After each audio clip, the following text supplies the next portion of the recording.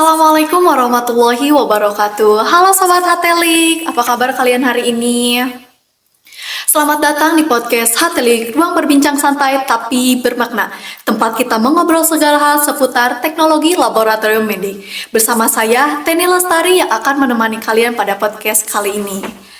Nah, hari ini kita bakal bahas sesuatu yang sangat penting dalam dunia diagnosis penyakit menular, yaitu pemeriksaan tuberkulosis, di mana berdasarkan data Kementerian Kesehatan Republik Indonesia, mencatat pada awal Maret 2025, sekitar 889.000 kasus tuberkulosis telah terdeteksi, mencapai 80% dari target deteksi tahun ini, yaitu sebesar 1.092.000 kasus. Angka ini menegaskan pentingnya deteksi dini. Nah, salah satu metode yang terbukti cepat dan akurat adalah Gen Expert. Di podcast kali ini kita akan bahas bagaimana metode ini bekerja dan peran ATLM dalam pelaksanaannya. Tentu saya tidak sendiri, hari ini kita kedatangan narasumber yang sangat luar biasa. Beliau adalah seorang dosen sekaligus praktisi teknologi laboratorium medik yang pastinya sudah sangat mengetahui dan sangat paham terkait pembahasan kita kali ini. Untuk itu mari kita sapa. Selamat datang Bapak Ali Kapesa. Ya, bagaimana kabarnya Bapak? Alhamdulillah sehat ya. Iya, Bapak terima kasih telah hadir dalam podcast kali ini.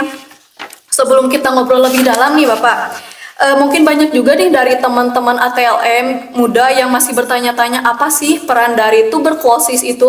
Ya, oke. Kalau dari data Kementerian Kesehatan ya, tadi kan sudah disebutkan itu salah satu penyakit menular yang sampai saat ini belum tereliminasi nol.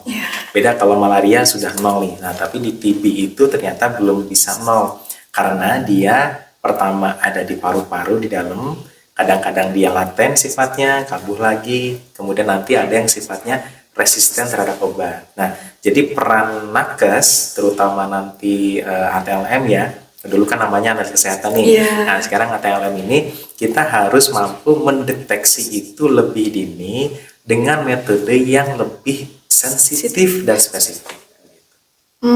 Ya, wah menarik banget ya Bapak. Kita semua tahu nih tuberkulosis itu masih jadi masalah serius di Indonesia karena penularannya yang tinggi dan bisa menyerang siapa saja ya Pak. Nah, kalau dulu kita mengandalkan pewarnaan BTA nih, bakteri tahan asam, yang butuh waktu cukup lama. Nah, apakah ada metode pemeriksaan tuberkulosis yang bisa mendeteksi lebih cepat dan praktis Pak dibanding BTA? Awalnya memang BTA itu jadi gold standar internasional. Jadi bakterinya tepat dan memang pewarnanya jelas sampai derajat keparahannya itu berdasarkan jumlah mikrobanya. Sampai saat bertahun-tahun belum ada metode yang mungkin langsung spesifik ya. Muncullah Gen Expert, namanya dia berbasis gen, genetik ya. Berarti nanti basisnya DNA, itu belum bisa langsung dipercaya. Wah, ini masa sih dalam waktu secepat ini bisa langsung menyatakan positif pasien. Awalnya kedatangan Gen Expert ini belum bisa menggantikan ya yang manual. Akhirnya dalam kebijakan kementerian masih dikombin. Gen Expert positif, lihat derajat keparahannya positif berapa. Kalau dia dinyatakan positif oleh Gen Expert tapi di sini positif 3, oh ini parah. Berarti harus di pendekatan pengobatan dan seterusnya. Nah, lambat laun ternyata kehadiran Gen Expert dengan teknologi canggih itu bisa memangkas waktu pemeriksaan sampai lebih daripada 1 hari. Jadi kalau Gen Expert itu bisa selesai dalam waktu 2 jam. Sementara BTA, pewarnaan dan seterusnya, mengumpulkan sutum pagi, siang, pagi, sore, pagi lagi SPS ya. Itu akhirnya butuh waktu lama. Tapi kalau ini cukup dengan sekali berdahak, tapi dengan syarat ya benar, kemudian sputumnya purulen dan seterusnya, itu bisa menyatakan positif. Baik. Nah, sebelum kita masuk lebih dalam lagi nih Bapak, boleh dijelaskan dulu nggak secara umum Gen Expert ini tuh sebenarnya metode seperti apa sih yang digunakannya? Lalu apakah pemeriksaannya dilakukan secara manual seperti mikroskopi BTA atau justru menggunakan alat khusus Bapak? Oke, betul.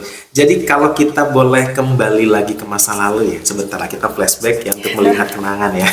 Jadi yang pertama kalau COVID-19 dulu, kita mendeteksi pasien positif COVID itu dari PCR, poly chain reaction polymerase. Jadi intinya DNA virus itu, COVID-19 itu virusnya RNA. Nggak bisa dideteksi langsung, dia harus di reverse, dikembalikan ke DNA, baru kita bisa perbanyak, dipositifkan. Nah, sama halnya dengan prinsip itu, Gen expert itu ketika sputumnya kita ambil, kemudian dimasukkan ke dalam cartridge yang terpisah gitu ya. Di situ nanti terjadi 3 proses. Yang pertama ada purifikasi, yang kedua ada amplifikasi DNA, dan yang ketiga ada deteksi. Nah, ketika DNA Microbacterium tuberculosis itu tuh sebetulnya dia spesifik gennya. Jadi gen itu kan ada pasangan asam basa ya, A, B, G, C dan seterusnya. Nanti di beberapa urutannya, ternyata urutan ini spesifik untuk TBC. Gennya itu gen, kalau tidak salah RPOB kalau nggak salah ya, gen itu dinamakannya itu. Nah, ketika gen ini ada, kedetek, maka dinyatakan positif.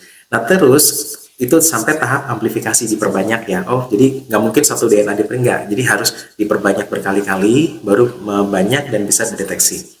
Kemudian nanti di situ juga gen expert itu bisa melihat dia tuh resisten terhadap obat enggak.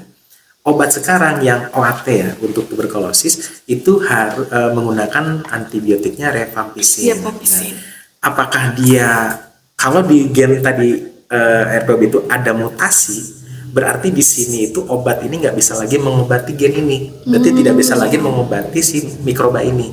Nah, dinyatakan mikroba ini tuh resisten terhadap obat. Kejadian ini itu selesai dalam waktu 2 jam. Itulah kehebatan daripada gen expert tadi.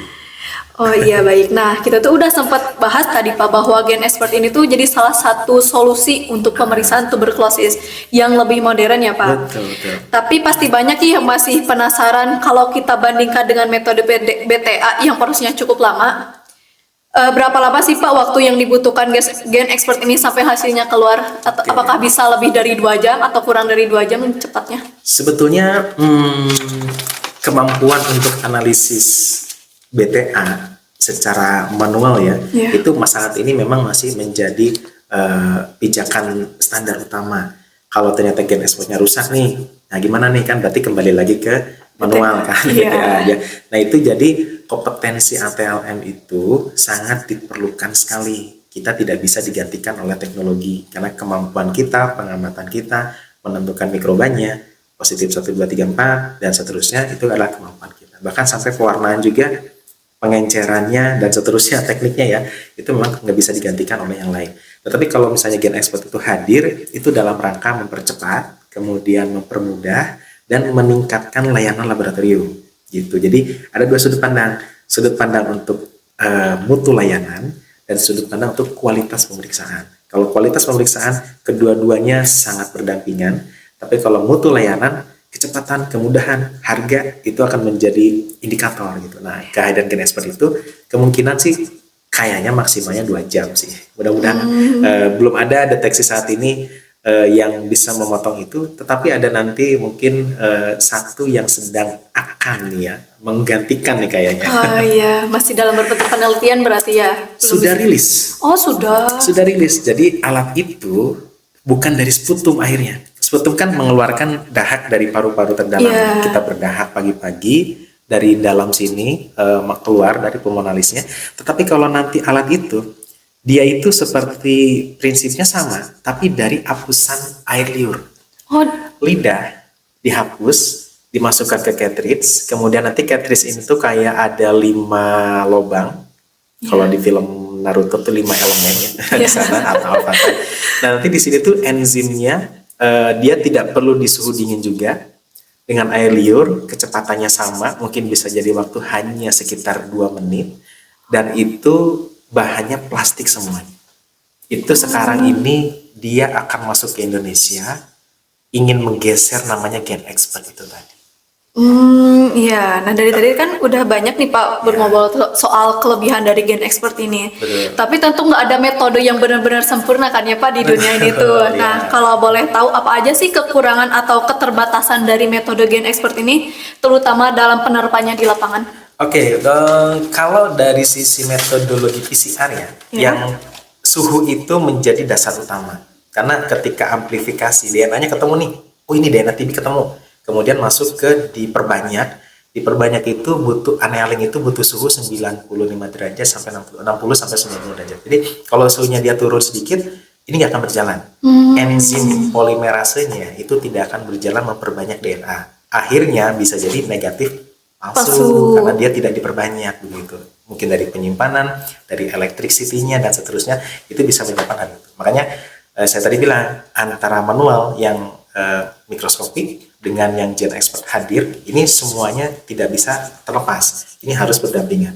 Dan satu lagi nanti yang hadir, kayaknya juga ini untuk menggantikan Gen Expert itu perlu ada validasi yang luar biasa. Klaimnya, ini produk dari negara bambu putih ya, rumpun bambu ya. Itu dia bisa menggantikan Gen Expert dan ketelitiannya tuh sangat baik sekali. Nah, cuman alat ini belum mengklaim dia bisa mendeteksi yang resistensi obat apa enggak. Berarti hanya tuberkulosis, intinya Mycobacterium tuberculosis saja. Betul. Ini pokoknya itulah ya. Kalau sekarang lah masuk ke dunia lagi. Iya. Setelah kita ngobrol panjang lebar nih soal Gen Expert, akhirnya kita bisa tarik kesimpulan penting dari peran dan tantangan dalam diagnosis tuberkulosis, yaitu di mana kita tahu bahwa ATLM punya peran penting dalam diagnosis tuberkulosis, mulai dari pengelolaan spesimen hingga memastikan hasil yang akurat. Nah, Gen Expert ini tuh hadir sebagai solusi modern yang cepat, sensitif, dan mampu mendeteksi resistensi dari rimpampisin dalam waktu 2 jam. Berbeda dengan BTA, Gen Expert ini bekerja otomatis dalam sistem tertutup yang lebih aman, namun tetap dibutuhkan kompetensi ATLM yang mumpuni. Dan metode ini juga memiliki keterbatasan, terutama soal biaya dan cakupan resistensi obat. Untuk itu, saya ucapkan terima kasih banyak kepada Bapak Ali Kapesa yang telah memberikan ilmu yang sangat bermanfaat ya Bapak bagi kita semua.